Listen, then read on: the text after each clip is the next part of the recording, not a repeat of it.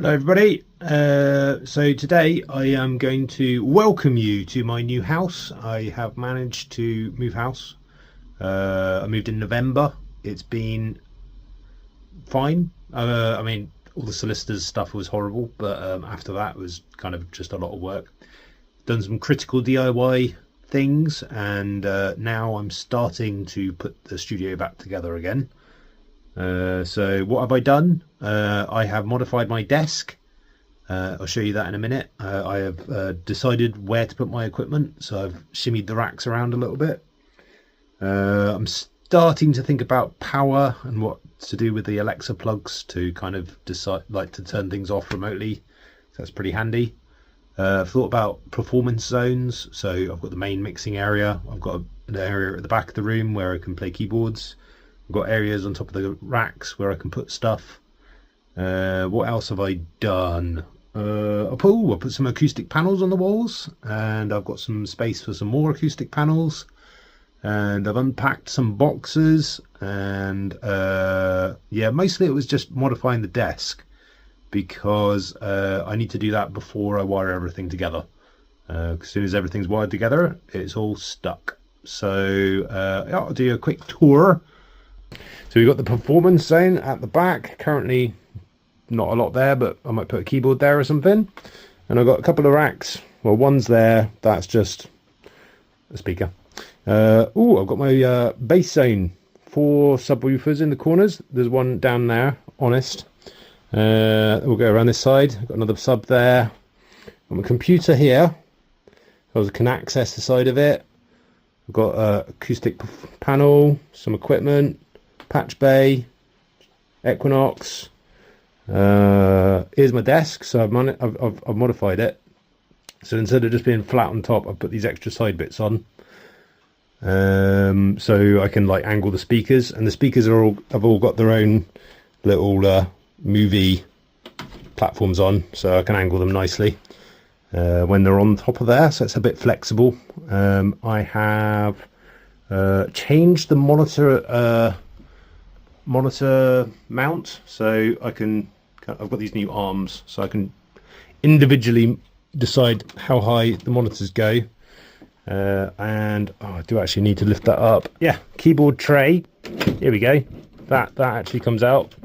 Honestly, it's really smooth all the time. It doesn't rub here anymore, so that's nice, and it comes out all the way. Super cool. Happy about that. Push that way when I'm not using it. Mixing desk, keyboard, mouse. Oh, I've chopped my table down a bit flatter here, so my tile, which I'm using as a mouse mat, which is actually really good, is right to the edge of the table.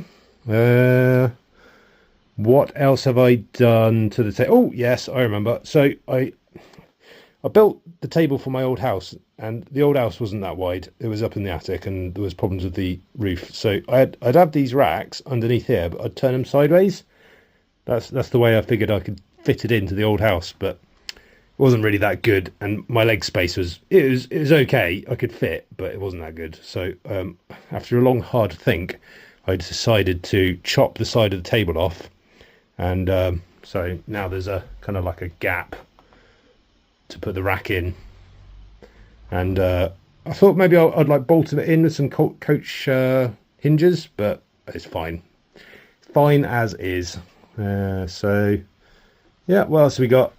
Just more equipment, acoustic panels, and boxes and crap. I'm going to build the power distribution unit for some of the gear that runs off plus or minus 15 volts. I've been just wiring all the equipment into the power supply directly, and when I turn the power supply on, everything gets turned on. But with the new bit of gear which I'm building, I can turn on each piece individually, so there'll be less heat, less power used, even though it's a small amount anyway. And the other thing that I'm building is the variable load. I'll do a separate video about my variable load experiment, but that's quite fun. I haven't started building that one yet, but I've been designing it. Yes.